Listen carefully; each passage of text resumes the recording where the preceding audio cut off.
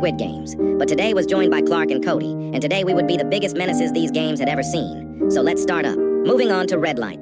Green light, I ran faster than I ever did before, but before I decided to keep going, decided to slap this silly scallywag. Turned around and saw this scallywag looking at me like I knew him or something, but I pushed the soul out of him. He got back up, so I pulled out my handy-dandy baseball bat to teach him a lesson for looking at me. Moving on, I eventually found another scallywag and made him eat dirt, and I'm guessing that dirt was not nice, bro. Passed out right in front of me. I eventually found Cody laying on the ground. I'm guessing he got slimed out by a Hercules. But why it always got to be me losing teammates, I guess I am the chosen one. I got Cody's revenge murdering that Hercules, so at least that's a score. Moving on from red light, green light, me and Clark were that last on the team. Any of y'all want to join our team? But anyway, it would soon be time for Dalgona. It was time for the best time picture time, and I knew these goddamn rapscallions would not photobomb me, as I was the first to take my picture. But instead, I photobombed Master Wu, giving him a free signed picture by yours truly. I had gotten the dirty triangle cookie, so of course I would easily carve this out. And with peak carving and practice from carving pumpkins, this game was a breeze, a walk at the park. Me and Clark start flexing because our op got Mona Lisa. Eventually she died, so El Bozo.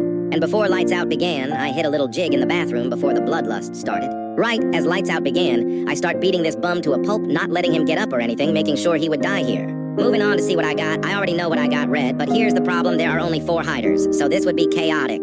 Eventually, I found a hider, and she was the only one, as Clark told me him and the other 2 escaped, so she would be my last hope to passing this game. Eventually, I killed her with another seeker, meaning me. And that other seeker would be the only seekers making it past hide and seek, which is amazing, great, and of course, super. After making it past that game, me and Clark would be moving on to Glass Bridge, an easy game if you just don't go once.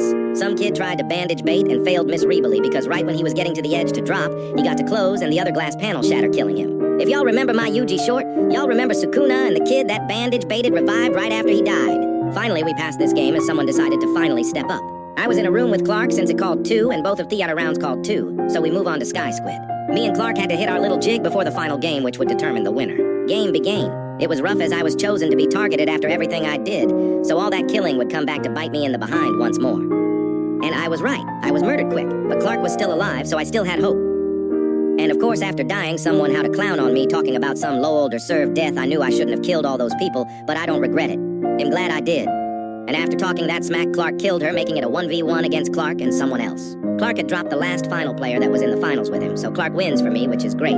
At least one of us out of the trio won the games. Before the short ends, I have to tell y'all, next week on Saturday, we will be doing our first live stream on this channel, and I don't know what will happen during it, but the only thing I can tell y'all, I will be giving away a 15 million per second lost combination, so I hope y'all are there for it anyway. See y'all later.